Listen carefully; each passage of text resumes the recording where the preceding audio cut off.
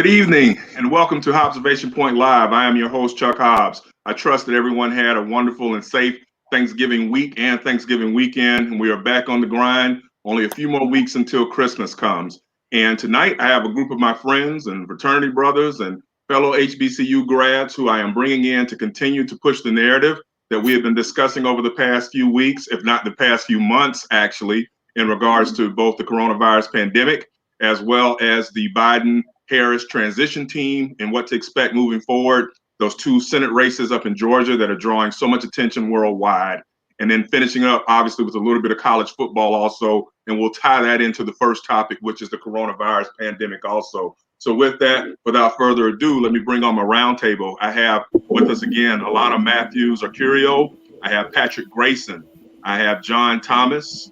I have Jason Hayes. I have Dr. Rodney Allen, and I have for the first time, Dr. Hernando Carter, also a Morehouse man, graduate of the medical school at the University of Alabama at Birmingham. So I would like to start off with the two medical doctors first and talk a little bit about the coronavirus pandemic. Now, we have discussed this topic, good doctors, several times. Hernando, this is your first time on. Rodney, you have provided so many salient points to our viewers and listeners over the past few months. But obviously, this past Sunday, I had an opportunity to watch Dr. Anthony Fauci as he made the rounds on the Sunday news shows, and he pretty much is sounding the same alarm that we are seeing from a number of epidemiologists across the country, which is that we are about to see a greater surge as we head into the winter months.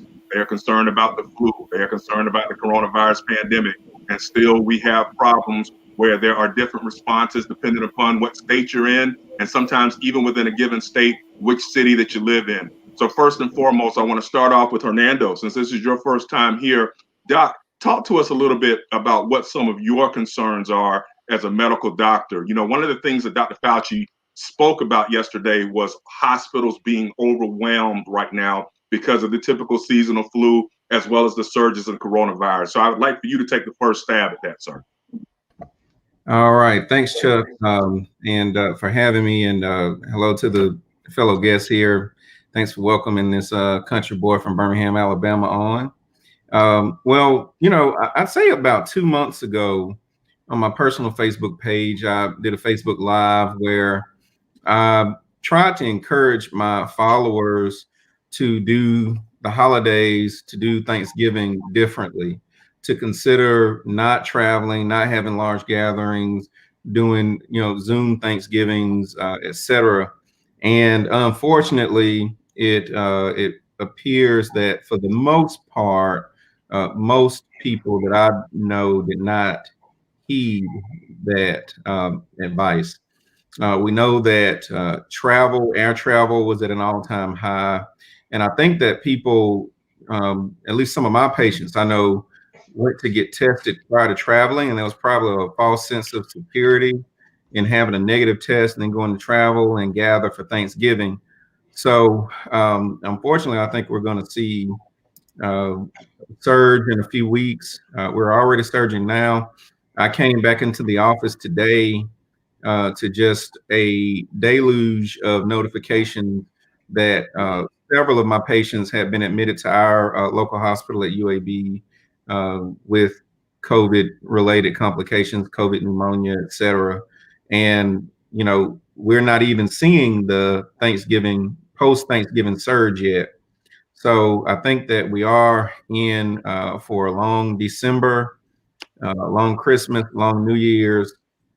And quite frankly, I think that when the Biden administration comes in, they're going to already be behind the 8 ball with probably some of the highest case numbers, highest hospitalization numbers, and ever increasing death rate because of the holidays. That's unfortunate, definitely. Brother Carter, has it been your experience so far over this past year that from a racial standpoint, you are seeing greater numbers of Black people that are presenting at your particular hospital or the hospitals that you have admittance clearance with, or are you seeing that it's pretty much somewhat the same or negligible with regards to race? What are your thoughts on that? Yeah, no. Without a doubt, Black people, my Black patients are being admitted at a higher rate. They are sicker and they are dying. I've lost a handful of Black patients in the last 2 weeks, ranging from ages 43 to about 80. And I think that's one of the problems. I think that just kind of disproportionately, in terms of the severity of disease, we are overrepresented. I had this conversation with a patient of mine just today. She probably has lost about a half dozen of her relatives due to the coronavirus. And we just talked about how, unfortunately, this virus is hitting our community harder. And I think that's reflected in the attitudes that we see, and the willingness of people to kind of adapt those risk mitigating strategies as far as wearing masks, being socially distanced. There's just more of a resistance in people who are not in the Black community. And I think it's just because we're hit harder. And so we have a healthy fear and respect for what this virus can do. Amen, Doc. Dr. Allen, weigh in on that, please. What are your thoughts still? I know that you have broken down many times to us some of the reasons from a scientific standpoint that we as Black people tend to suffer from this disease at a disproportionate rate when it comes to dying. But what are some of the things that you are seeing right now up in Columbia? What are your concerns as it stands as we head into the winter months? Thank you, Chuck Hobbs. Happy to be here once again. Happy to weigh in on the coronavirus. Just kind of to take a step back, from my perspective as a surgical subspecialist, I'm not ever really treating patients directly for coronavirus. I'm treating other conditions, arthritis, musculoskeletal disease, and injuries, whether it's a fracture, a broken bone, laceration, tendon tear. And so I see the virus affecting things on a different perspective.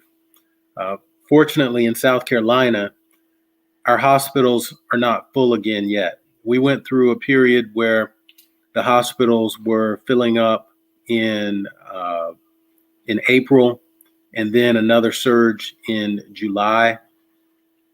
We have had, I want to say, 2 weeks of continued increases in the number of reported cases, but the hospitals around here are not full again yet. As our fellow Morehouse alum mentioned a little earlier, you typically see a surge in terms of deaths following the rise in increased positive rates or increased numbers of positive patients. And so there's always a bit of a concern for the rising numbers. There's a bit of a concern for the rising hospital rates, although we're not full in South Carolina right now. And then there's the bit of concern when you have numbers of deaths. And the reality is that a lot of times the disease spreads at funerals. Entire families, multiple members of families contract the disease, and they get sick. So I think that we're at a crossroads where a number of patients, a number of people in the United States are worn out. They're worn out from how long the pandemic has lasted. They're taking more chances. We have seen entertainment venues and sports continue to function, and people are putting themselves at risk when they're in large gatherings. And it's because you have to balance. People are balancing this issue of social isolation with the issue of coronavirus illness. And in some ways, people are willing to take that chance. my concern obviously starts with my own family, but also then my patients and hospital coworkers and colleagues who, as a part of our job, we're exposed. We're potentially exposed in spite of all of the PPE and all of the things that are done. You know, I had a very close colleague who was in the ICU for months, and fortunately, he's a lot better and lost a fair amount of weight. We have a lot of nurses who are contracting the disease from caring for patients with coronavirus. So those are some of my concerns. And then obviously, I don't mean to segue into a different area. The vaccine, when's it going to be out? How effective is it? I believe it's safe in terms of not causing harm to the general public. I think we need to hurry and get a vaccine out, and then have all of the agencies that oversee medicines to provide us with enough confidence that it is safe and effective. Indeed. Before I go to the next, thinking about. I'm sorry, Rodney. I didn't mean to cut you off. Go ahead, brother. I was just going to wrap it up. Those are the issues that I'm most concerned about at this point. Sure. Before I go to the next member of the roundtable, just by show of hands, how many of you have known somebody personally or been related to someone who has died from the coronavirus this year? I'm going to raise my hand. Let's see how. Okay. Second question, how many of you, when the virus vaccination comes on here soon enough, intend to be trying to get it as quickly as possible into your own bodies or inoculate your own family members by show of hands? And I'm gonna keep my hand down on this one because I'm not gonna lie, the historian in me, I hear Rodney, I hear Hernando, and I'm listening to my very esteemed and brilliant doctor and epidemiologist friends, but I'd like to see for the first wave, I'd like to see how it goes and make sure folks aren't turning into gremlins and what have you. I was watching that movie the other week before I actually raise my sleeves up and let somebody stick me. Alana, I want to talk to you right quick. I know that you're all over the state of California, both in your profession, and I know you travel quite a bit back and forth to the East Coast. What are your thoughts right now in terms of why it is that we still have such a reticence among different populations, Black people too, to actually wear the mask and practice social distancing? You know, I had on my Facebook page earlier today a post from Dallas, Texas. I don't know if you all got to see it, but it's a frat brother of mine and Pat Grayson's and Hernando Carter, who owns a restaurant out in Dallas. And it was a funny situation where he got into a fussing match with a number of people who were patrons at his restaurant who were twerking when he was saying that his establishment was an upscale establishment. We can talk about that at another point. But what was interesting is the restaurant was packed and nobody had on masks. And these were all Black people. So with that in mind, Alana, go ahead and take it away. Okay, so I raised my hand because my husband works at a hospital. So he's going to be a frontline worker who's going to get vaccinated. And I don't know how quickly I will be, but as soon as it's available, because, you know, when I do return to work, I work in a very public space. I think it's important. I don't think I've had more than 3 flu shots my entire life, just because I have been very distrustful as well. And I just try to look towards holistic methods to keep myself healthy. But I wanted to, in the beginning, when, you know, we had Operation Warp Speed, I was like, yeah, let me see the Trumps and all his family members and let them all get the vaccination first and let me see how that goes. But I do have faith and confidence in professionals who are working, you know, in these different companies and the trials that they have had. I feel pretty confident that it can be helpful. So when it's available to me, I am not a frontline worker and I'm not a person of priority who will get the vaccination. But when it is available, I intend to get it.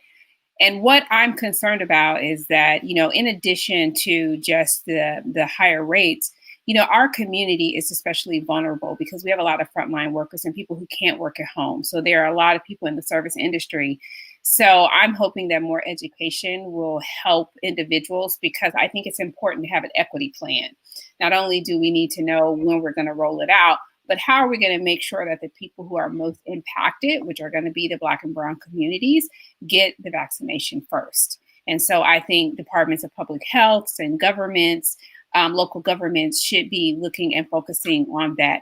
In California, we have a curfew, which I don't know how effective that is, but we have a curfew at 10 o'clock. I think that's to keep people out of the bars to 5 o'clock. So I don't know how effective that has been, because you can still go to Walmart and be safe from coronavirus, but you can't go to a restaurant. I don't understand the logic in that. However, people here, are being pretty, they're being pretty diligent. It's interesting that the sheriff put out a public notice and saying we will not be enforcing people who do not wear their masks. So do not call 911, do not call the police. So that's how vigilant a lot of Californians have been, at least in Northern California. So maybe in other parts, maybe in rural areas, who have certainly, filed their lawsuit so they can still go to church and congregate. That may not be the case, but in my county, people are very vigilant, and wherever you go, there is a mask. In fact, you will see people getting out of their cars, walking towards a store, and then turning around. And most stores have workers at the front. They will turn you away and say, you cannot come in. So the numbers that are going up in California are primarily in, I think, Southern California, although I know we have a rise here. And I hope people will listen, because we do need to socially distance and wear masks. Absolutely. Pat Grayson, I know that you wanted to jump in and talk a little bit about the reticence that a number of Black people, including yours truly, have expressed about being first in line once the inoculations began. Take it away, Newt. You're muted. Brother Pat, you're muted, brother. There you I want to thank the medical professionals that are on this the show, because what you guys are doing is so important and impactful to the community and the world. Well, I'm sure you all remember the Tuskegee experiment regarding the syphilis vaccinations. I think a lot of Black people and people of color should be paying attention to it, but also be cognizant of the opportunities with the vaccine. Today, I was reading a Washington Post article where they were highlighting access to the vaccine when it rolls out in rural parts of Alabama, the hesitations, the obstacles. I think it's a double-sided sword for me, and a double-edged coin, because I can't quite figure out, do we jump on this and protect everyone, or do we wait? There's distrust in the government, but people are dying left and right, and people are getting infected. So to me, I'm trying to figure out, has the Tuskegee experiment impacted our reticence to get access to this and to actually take this vaccine? Brother Carter, jump back in on that. Jason Hayes and John Thomas, I'm coming to you all next. Go ahead, Brother Carter.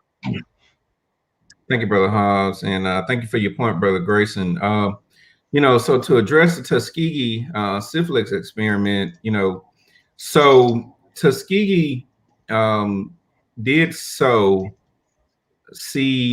one of the seeds of mistrust for the medical industrial complex and for the scientific process in our community. Wasn't the first and not the last. There's a book entitled Medical Apartheid that people can read or listen to as an audio book that can just talk about all of the atrocities that have happened in our community. However, just a point of distinction, the Tuskegee syphilis experiment was the withholding of, once we discovered an effective treatment for syphilis. So these gentlemen, these brothers had syphilis, and once a cure, a treatment, a therapy was discovered, they were not allowed to receive it. so that we could then follow the natural course of syphilis. And that's how we know what syphilis can do regarding tertiary syphilis and neurosyphilis and all the bad things that can happen with syphilis, is because these men weren't allowed to be treated with penicillin and were not cured. So I know that kind of it helps sow the seed of mistrust. But, you know, we're talking the opposite here. What we're dealing with now in our community is that we don't have enough Black people to participate in clinical trials, so that when these new therapies are being created, whether it's to treat hypertension or diabetes or cancer, most of the people who participate in these studies are middle-aged white men. And there is an outcry for people of color to participate in these studies, because we want to know how these different therapies react in Black people. You know, how do we respond to them? Are they effective? Are they not? There's the NIH has a campaign called All of Us, where they are really kind of pushing what's called precision medicine, where they want to get people, as many people of diverse backgrounds, ages, etc., to participate in medical research, because we know that there can't be a cookbook approach to medicine. And so, you know, the Tuskegee experience also, because of that, we have what we call IRBs that that hold up integrity in research and in clinical trials, that monitor for safety, that monitor for efficacy, and if and are supposed to ward against the foolishness that we saw in the Tuskegee syphilis experiment, what happened with Henrietta Lacks. So there are checks and balances now that exist this day and age that did not exist then. And so in my mind, if there is a vaccine that is 95% effective at helping to prevent the transmission of a virus that is more lethal in Black people, but because of the mistrust of the medical complex that Black people have, the majority of Black people don't receive said vaccine, that in and of itself is a tragedy. And so I think that is the responsibility of medical professionals of color to inform their patients and to encourage their patients when it's their time to get the vaccine. If they need therapies, and the other aspect of this is that the vaccine, y'all, is for most people so far down the road that right now it seems like a glimmer of hope, and we need a glimmer of hope after 9 months of just misery. But in my mind, what I'm praying for and banking on are outpatient therapies that we can give patients that turn positive and become symptomatic with the coronavirus. We can treat them outside of the hospital to prevent them from having to go into the hospital from getting so sick that they have to go to the ICU. But if we don't have the trust in the therapeutics and people of color won't take them, then it's all for naught.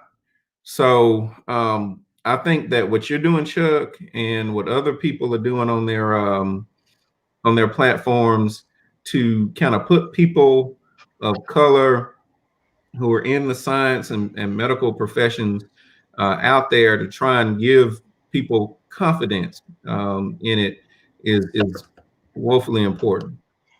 Brother Carter, I appreciate that. And with that, I am going to defer to you and Brother Dr. Allen. And I promise that, like you just said, that, mass production or distribution, so to speak, of the vaccine is still a ways off. I know that medical professionals like yourselves, as well as other frontline workers, will be first in line, and then those who are at the greatest at risk will be first in line to get it. But you all have made the case this evening on Hobbservation Point Live, and with that, once my doctor here in Tallahassee tells me that the green light has been signaled, I will roll the sleeve up and take the shot, and then come back and tell our viewers that, hey, everything's okay, that I didn't all of a sudden grow my hair back that fell out about 20 years ago.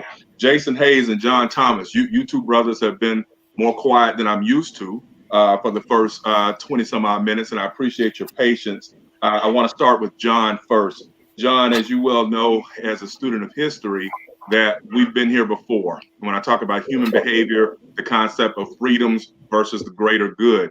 And, you know, you think about the fact that during World War II, there was rationing of nylon and rubber and even gasoline. Many of us who were born in the 70s remember the rationing of gas when the energy crisis hit in the late 1970s. There were odd and even days. And can you imagine if during World War II, Jason, I'm going to come to you with this also, where all along the Atlantic coast, people had to cut their lights off at a certain point in time because the federal government wanted people to keep their lights off so that Nazi U-boats wouldn't be able to get positioning. Can you imagine if people bucked back then and were like, no, I'm going to keep my lights on all I want? Or if people bucked and said, I'm going to buy all the rubber and nylon that I want? Or in the late 70s on odd and even day, if your tag was even and you're like, you know what, bump this, I'm going on odd day and I'm going to get all the gas I want. Somewhere along the way in the last 40 some odd years, we have become an even more selfish society. With that in mind, John, Jake, and then Jason, talk to me a little bit about what your thoughts are on how infantile so many of our fellow Americans are being about, one, wearing a mask, two, being socially distant. I mean, I just read today that over 9 million Americans traveled during the Thanksgiving holiday, many by air, despite all of the warnings from all of the top epidemiologists that you don't need to do that because you're going to spread the disease. So take it away, John Thomas. Sure. We didn't have much to say because we got two doctors talking. You just listen and watch them go back and forth. What I would want to go back for a second and say would be that one of the most important things the Biden administration has done, in my estimation, and I'm not saying this because I'm from Nashville and because my dad worked at Meharry, was that they asked the president of Meharry Medical College to turn in a resume to be part of the coronavirus team. So I think it's important that we understand that at the highest level, the government is trying to make a statement saying we are intentionally involving Black healthcare practitioners at the highest level to let you know that we have you in mind. And I think that is a huge step for confidence. And I think that on January 20th, I mean, I feel if the president of Meharry tells me I can take the vaccine, I'm willing to listen to him. Fauci, well, I trust Fauci too, but I think that Black people and a Black person at that level will be there. But to your point about this thing about the freedoms thing, I mean, I think it comes from the top. Let's be honest. We have a baby with diapers in the White House waiting to leave January 20th. We take our lessons from the top. Let's go back, a few years back to SARS. When we had the SARS pandemic, even though it did not blow up nearly as badly as this one has, the government was clear. There are some things we need you to do, some things we don't need you to do. There are always going to be Americans who are going to say, this is my freedom, this is my freedom. Those people have been aided and abetted by this administration. So I truly think that with a new administration, with new leadership from the top, you will check some of these impulses. I think, though, the cat's gotten out the bag. I do think that because those people have said, it's my Second Amendment right, yet we see over and over again, like there's a beautiful Facebook post. I mean, not that I am trying to, all death is sad, but this man who said, coronavirus is against my freedom. I'm not going to wear a mask. Then he gets sick. Then you see his funeral. He dies. So I think it's from the top. You're going to have American knuckleheads, but I do think when the government leads, the nation will follow or be forced to follow. And I think the absence of government leadership has allowed these people to do stuff because there's not been a voice of reason in the room. So that's my thought on that. Chuck, you're muted. Okay, Jason, I saved this one for you, and I'm going to go to Rodney and Hernando after this. But similar to what John Thomas and I were just talking about, Jason, one of the things that has bothered me over the last 2 months has been the response, particularly on the collegiate level, for college football coaches with regards to the COVID-19 problem here in the United States of America. Your favorite team is the Florida State Seminoles outside of the Morehouse Tigers. And I know that a couple of weeks ago, Florida State got into somewhat of a tizzy because Clemson came down here. And on the day of, they were told that they wouldn't be able to play. Clemson brought a player that I believe had COVID-19 or had been diagnosed with it like the day of. And Florida State decided to not play the game. The following week, Florida State decided not to play last weekend, as a matter of fact, because I believe that it had fewer than 50 players available due to its COVID protocols. And now we learned today that the ACC is canceling the Florida State versus Duke game that was set to go this Saturday also. What still are your thoughts, Jason, with regards to some of the comments that I am reading, even from Dabo Swinney, and not just Coach Dabo Swinney of Clemson, but Nikki Haley, former governor of South Carolina, who was the ambassador to the United Nations under President Trump, made a comment where basically she tried to call out Florida State for being cowards for not playing the game 2 weeks ago, as opposed to making her first concern about the safety of those young men. Jason, go ahead and take it away. Yeah, excuse me. This is America, and I don't think you can frame any conversation about anything without putting it under the microscope of race. I have no thought whatsoever that if COVID was exponentially killing or disproportionately killing white people versus the people that are dying from it, that the people out here in the streets talking about their rights and all this stuff would not be out there in the streets talking about that. And the reason why college football and the NFL and these other places are still doing what they're doing is because they don't necessarily care about those people out there in the same way that they should either. In terms of Dabo and Nikki Haley, I mean, that's just the money talking. I mean, they're more concerned with like looking good enough, to make a college playoff, to preserve their position than they are about the safety of those children. And they are kids, and all they see these people as are commodities. They are commodities. And these kids, I'm happy to say, are starting to wake up, to that reality. Their parents are starting to wake up to that reality. And there's always a silver lining, in every terrible thing that happens. COVID has exposed college football. It has exposed the NFL. It has exposed a whole lot of people in a lot of ways that, that was kind of like swept under the rug and not really talked about. It is really glaringly clear people's positions on a whole host of issues and things as it relates to race. If there were little blonde white kids dying from this, Trump would have done something. The Republican Party would have done something about it. But since it's us, they don't care. Indeed. Rodney Allen, you wanted to come back in on this. Go ahead, brother. Well, just wanted to come back to a conversation we were having a few minutes ago. Hopefully everyone on this panel and everyone listening is going to take the approach with the vaccine as to trying to analyze whether it's safe and effective.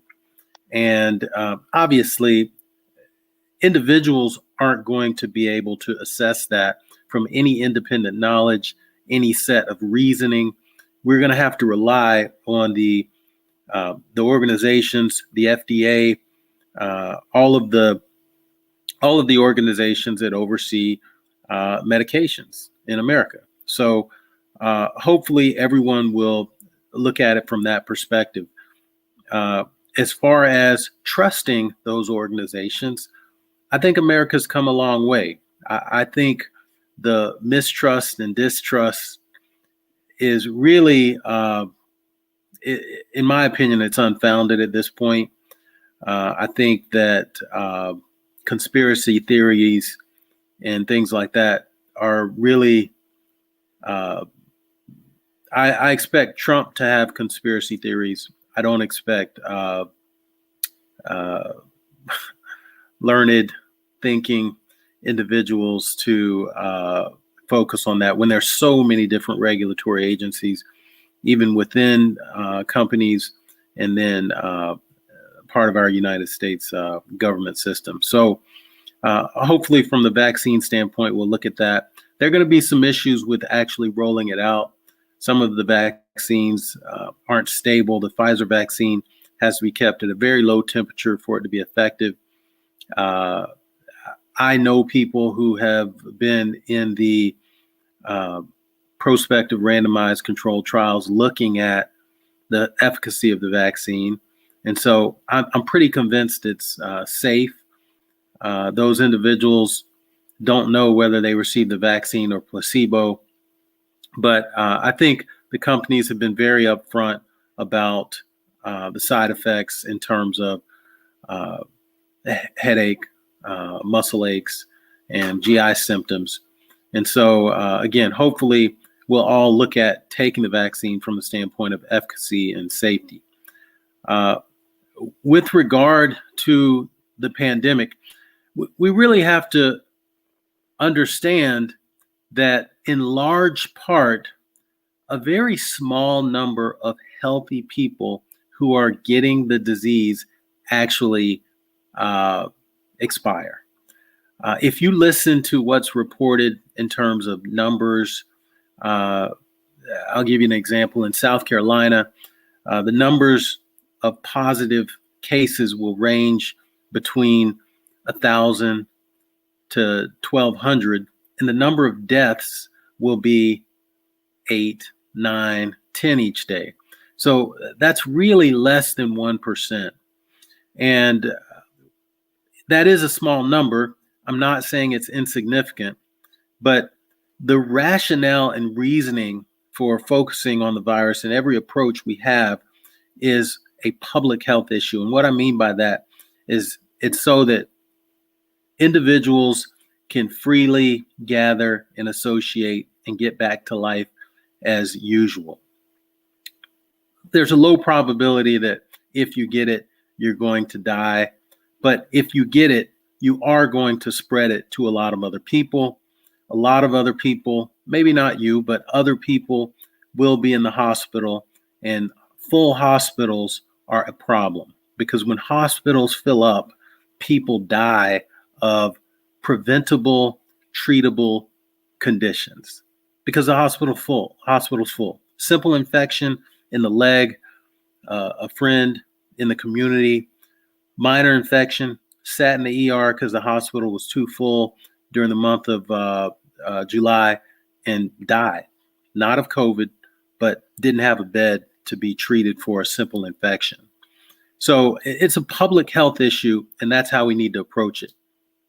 In terms of treatments, I think one of the areas where we're lacking in terms of medical conditions is one, understanding who that 1% is going to be. We really should have the analytics to know that right now. I'm a bit disappointed in science. I think the NIH can do a little more in terms of that. I think the push for a vaccine, unfortunately, is money driven. Vaccines are the perfect opportunity for companies to make money. Why? Because everyone is supposed to get it. In order for a vaccine to make an impact on a society, on a community, you really need 60, 70, 80% to actually get the vaccine in order to thwart the spread of the infectious disease. So I would like to see more effort going into who's the 1% that is going to die. We know that more of them are old, more of them are African American, more of them have chronic medical comorbidities such as kidney disease and diabetes. So those are the things that I think we should also look at as we talk about how we approach the pandemic. Absolutely. Alana, I'm going to give you the last word on this subject before we head on to the next topic, the next and final topic for the evening. Go ahead, Alana. Okay. Very quickly, just one other point is that, yeah, some of us have a lot of distrust in our community because of the Tuskegee Project, but experiment. But also, we know that we have generations of family members who probably just couldn't afford healthcare. And so, we've heard the comedians talk about putting Robitussin on everything.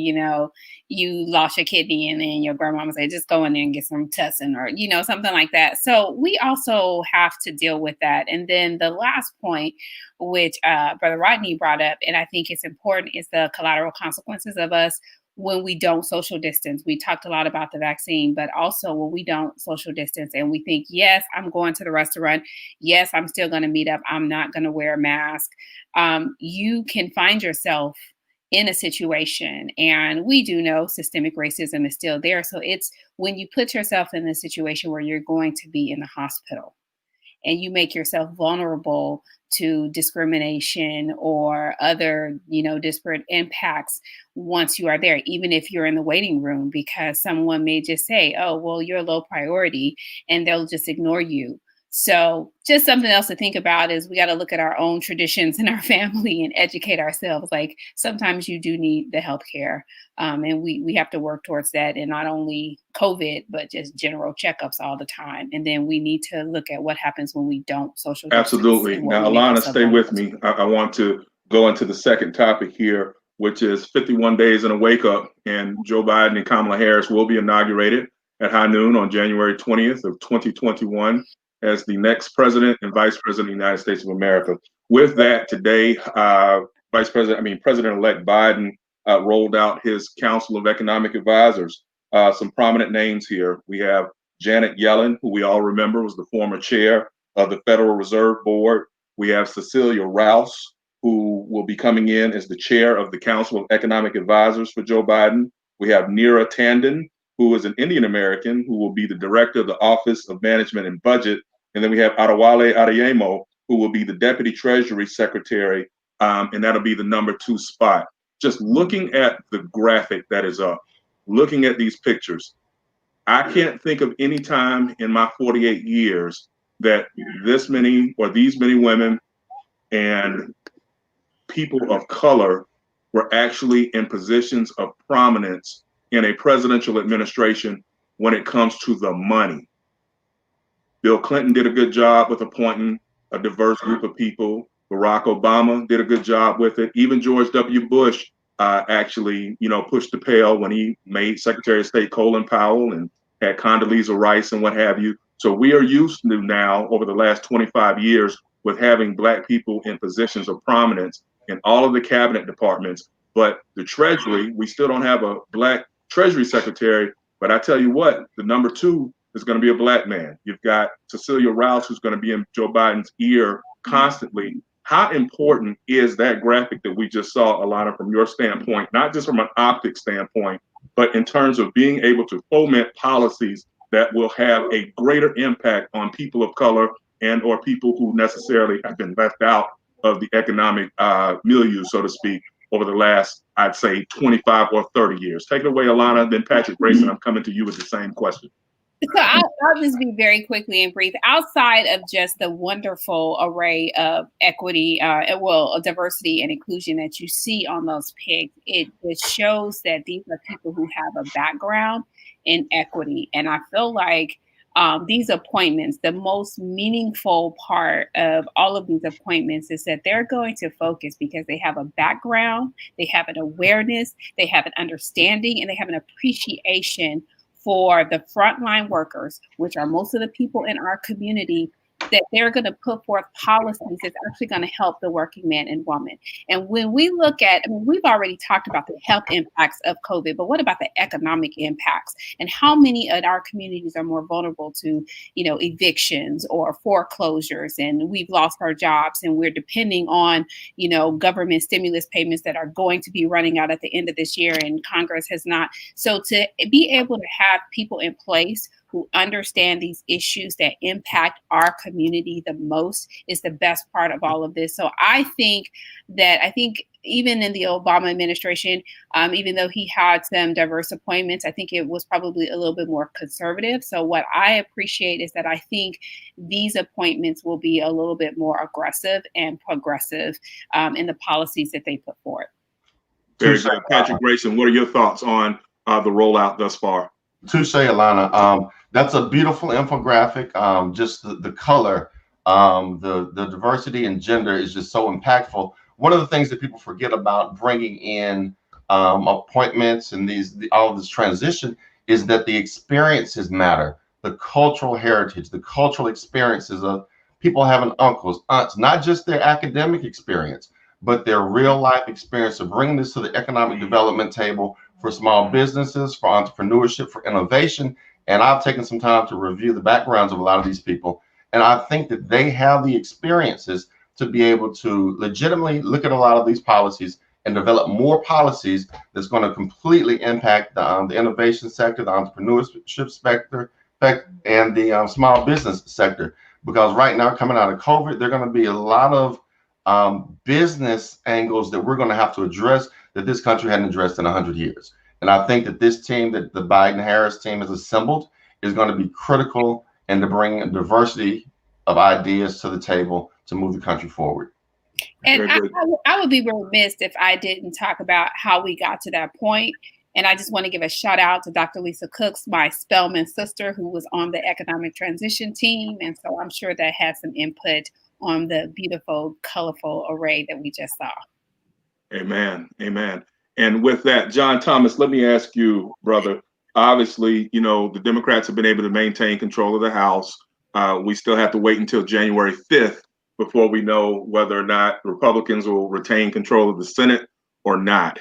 With that in mind, what are your thoughts when you look at that graphic about who's coming in from the economic standpoint, about easing the condition that has occurred this year, where the economy is to a great extent for a lot of working people in tatters right now? There are so many businesses that have gone out of business this year and are not coming back. Unemployment claims are up across the United States of America. So in addition to trying to combat the coronavirus, clearly the Biden-Harris administration will have to deal with trying to get people back to work. John Thomas, what are your thoughts on that? Couple of things. You're not gonna like what I have to say on some of this, but so first, let me just say that I wore my Princeton sweatshirt instead of my other sweatshirts because I am a graduate of the formerly Woodrow Wilson School, now the School of Public International Affairs. So you know we're excited to see Dean Rouse as the incoming chair, we assume, of the Council of Economic Advisors.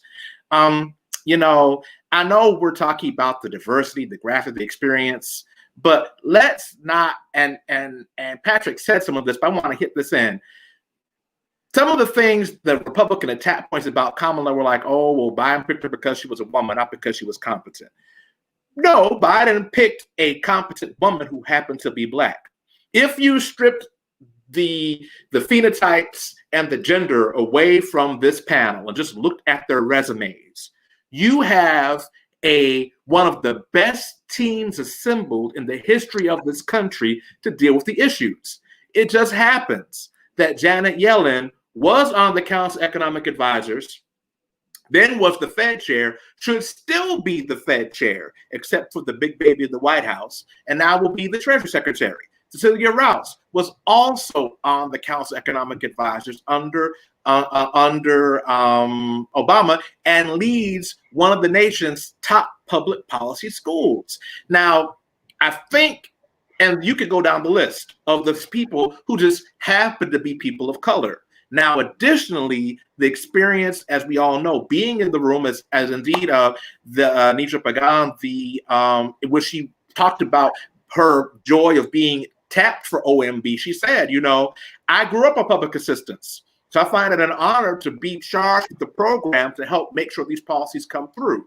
So if you're going to ask me, you know, what this team looks like, I think it looks great, and I think it looks like America. However, as you said, we have a 50-48 Senate. And odds are, you know, I don't want to be the naysayer, but I think the Dems are going to split, George. I think they're going to probably get one and lose one. I don't want that to happen, but that's going to happen. That may happen. I hope not, but that may happen.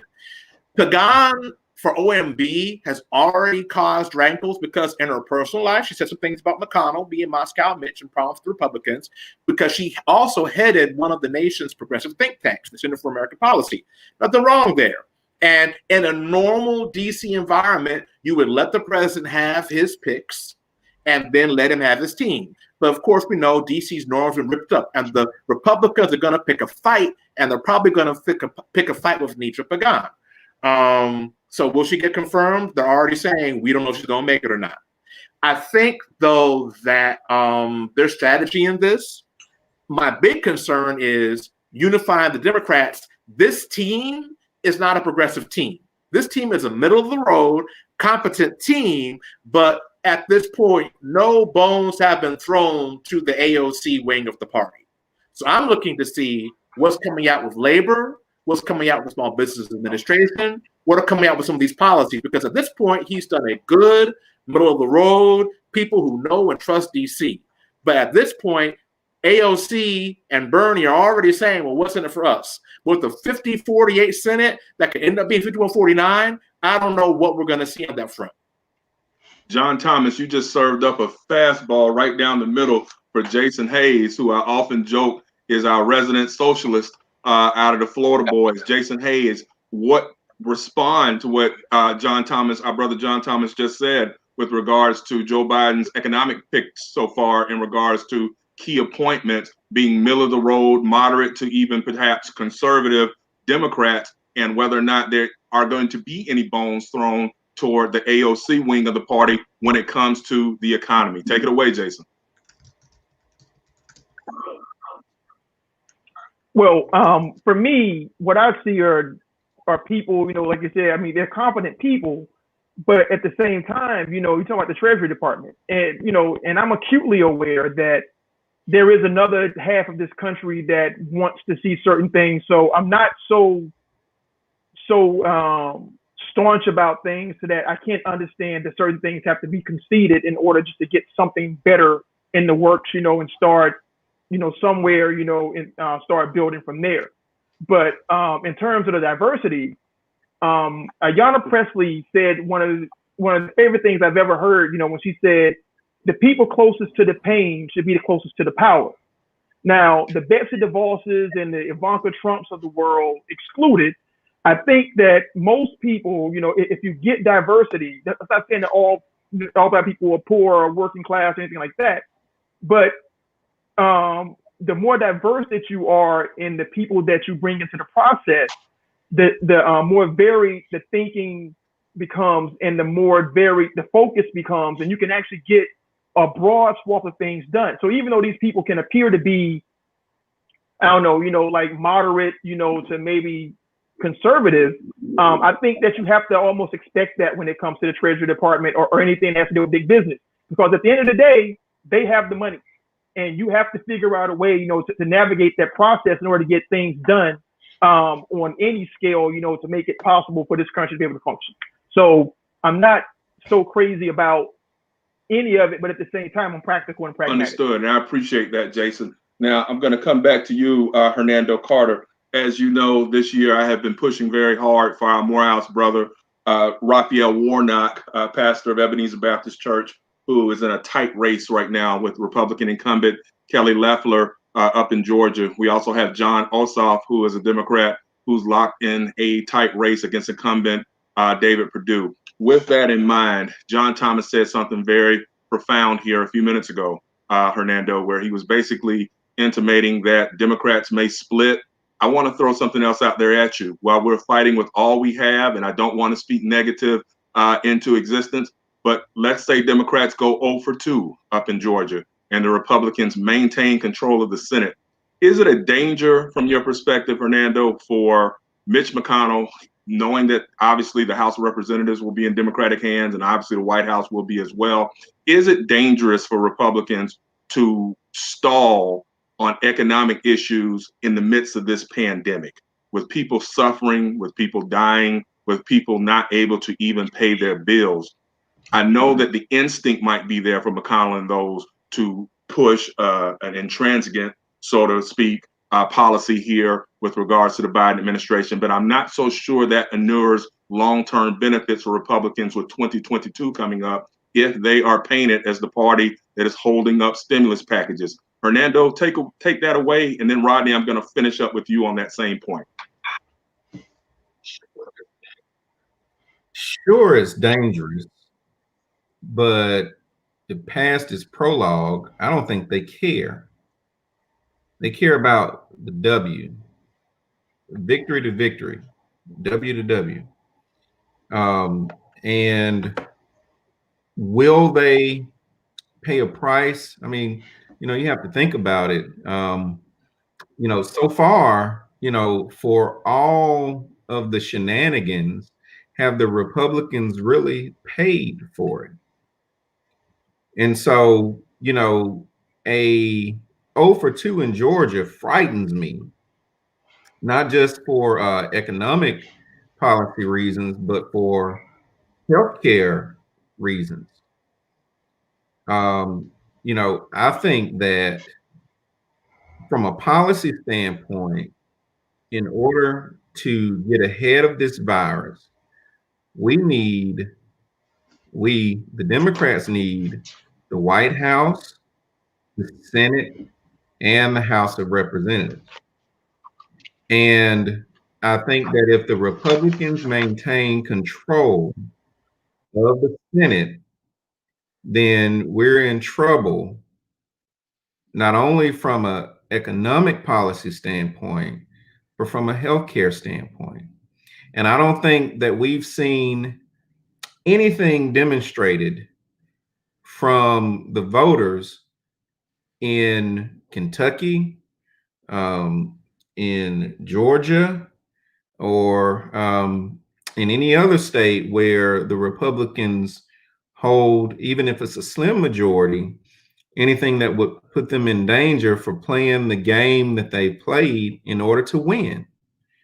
Because people superficially like winners. And so what we need is for the Democrats to get tough, continue to be tough, and get tougher, play hardball. We gotta get both of these seats in Georgia. I'm cautiously optimistic because we may be seeing a little bit of unintentional and maybe intentional reverse suppression. With all of this talk about rigged election and voter fraud and et cetera, will this suppress that side of the vote in Georgia? Is one half of the equation, but on the other half, will the other side, the Democratic coalition, be motivated enough to come out on January 5th, which is a great day, by the way, in order to deliver the Democrats a victory? So I don't know, Chuck. I don't know. There's no evidence that Mitch is afraid that his shenanigans now will be harmful in 2022. As a matter of fact, I think that the Republicans think that if they dig in and they fight harder, that will invigorate their base for 2022, is what I'm concerned about. Interesting.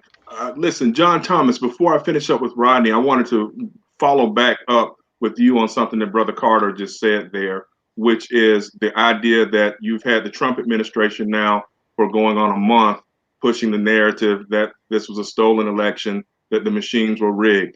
That has been debunked, not just in lawsuits, but it's been debunked by members of his own staff who are basically exclaiming, no, that's not true. There was no rigged machines. But the problem these days is that there are millions of Trump supporters that believe that because they're hearing it and they're reading it nonstop in conservative media. With that in mind, could that possibly, John, inure a benefit to Raphael Warnock and Jon Ossoff if it turns out that there are Republicans in Georgia who are concerned that if they go out, that their votes are being siphoned off by machines that are being run by Hugo Chavez from the afterworld? Take it away, John. Great. Well, it's interesting because we now see Donald Trump Jr. is in Georgia with a PAC to promote Republicans to go vote. And there'd be these two hashtags trending, crooked Loeffler, crooked, what's the other guy, Perdue. Because remember, even before this primary started, Collins people were Collins, the guy who lost to Loeffler, doubled down on this narrative of I'm with Trump. And so what's happened is exactly what's happened.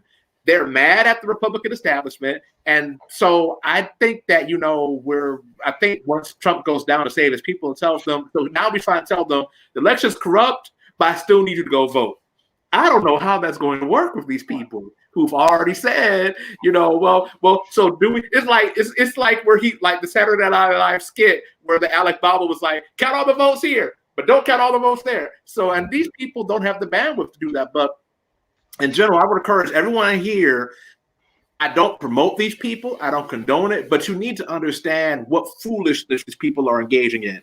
I look at this website, Right Side Broadcasting. I go there, I watch the rallies, I watch the news reports. I've watched state legislators hold panels in Arizona and Pennsylvania with Trump calling in. And these are elected officials sitting there lapping up this mess, even when people in their own party have said, no, this isn't true. So I think the bigger question is beyond Georgia, because the Republicans are going to do what they're going to do in Georgia. We already know that Black people are determined to come out. Latinos are determined to come out in Georgia, and the Latinos in Georgia vote Democrat. Someone from the DNC, listen to me when I say not all Latinos are the same. The Asian population come out in Georgia. There's been some good articles and press about that. But what I'm really concerned with is the future of our democracy and our norms. The Republican Party has become a mess and a basket case. And the monster that Donald Trump has created, even though these people are like, let them be a mess because we just want them to come out. Now they're seeing they may not come out. And I don't think they realize what monster they've created. And that's the question for 2022.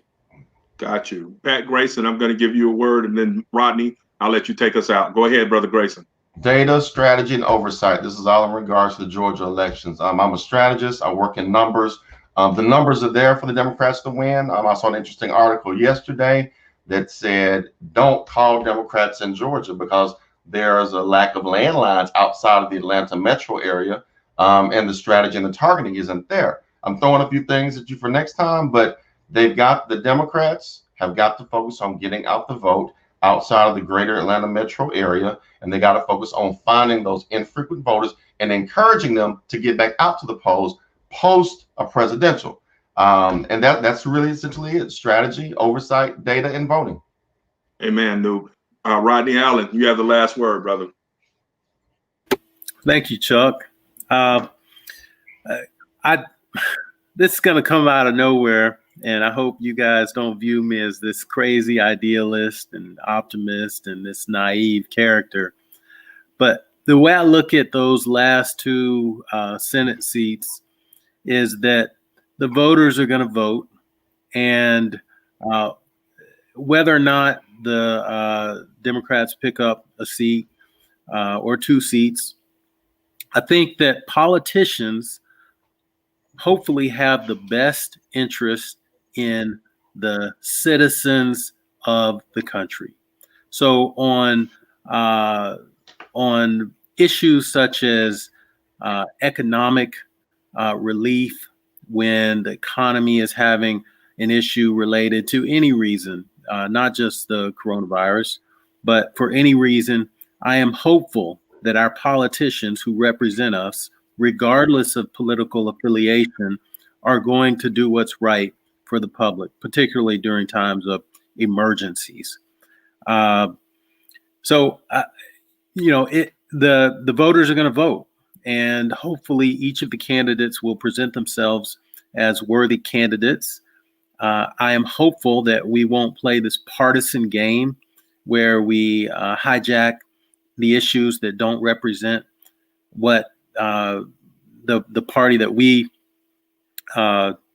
espouse, but hopefully politicians will make decisions in the best interest of the people. Now, in terms of not having a majority or supermajority for confirmation of appointments and things like that, the question is, what are all these appointments? What sort of power do each of these appointments have?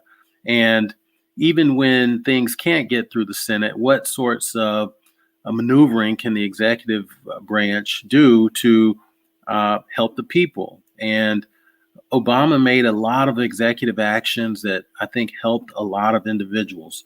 So there's still some maneuvering that can occur within our government, the way that it is, even without a single party having both the House and the Senate and the executive branch. So hopefully our representatives, both Republicans and Democrats, will do what's in the best interest of the country. Sometimes rapid shifts in a large country like ours isn't a good thing.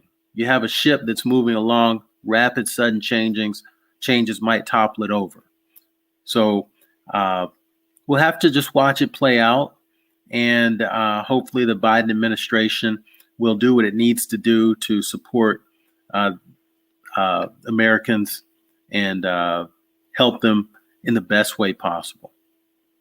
Well said. And with that, I want to thank each of you panelists for coming out tonight, and I look forward to speaking with you more in the days and the months ahead as we continue to bring our best analysis on the critical issues of our day to our viewers. And I'd like to finish out by one of the comments that I see in the comment section, actually the private chat section amongst the roundtable members, is Brother John Thomas made a very good point with regards to something that's not being talked about a lot, which is that across the country, Republicans actually did pretty well in many congressional races and in their state house races across the country. What does that mean? On one point, it makes the comments from President Trump about the election being rigged hollow.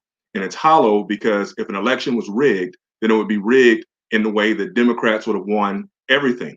Not just, okay, we're not going to vote for the president, but we're still going to vote for down ticket Republicans. So again, I chalk that up to sour grapes and not coming to the conclusion, which is the fact that in a few days when the Electoral College meets on December 14th, that they are going to certify this election for Joe Biden. It's a foregone conclusion, but it has not been rigged. But what is crucial to remember is what John Thomas just said, which is Republicans still did quite well in state house races across the country and in congressional races, and obviously in many of the Senate races. The tsunami, the blue wave that we were talking about, did not quite occur like we had hoped for. So what that means is, as we start the month of December tomorrow, we only have so many days left up in Georgia to let our voices be heard. Republicans are coming into that state nonstop. Prominent Republicans, prominent Republican political officials, all coming into Georgia to support Perdue and Loeffler. Democrats need to do the same. We need to support in the ways of ties and our talent to make sure that Raphael Warnock and John Ossoff have every advantage that they can get to be able to win those two seats. We would like to have both, at a minimum one. If we get that, great. But I really think that we have the momentum to be able to do it, but we have to get out here and make it happen.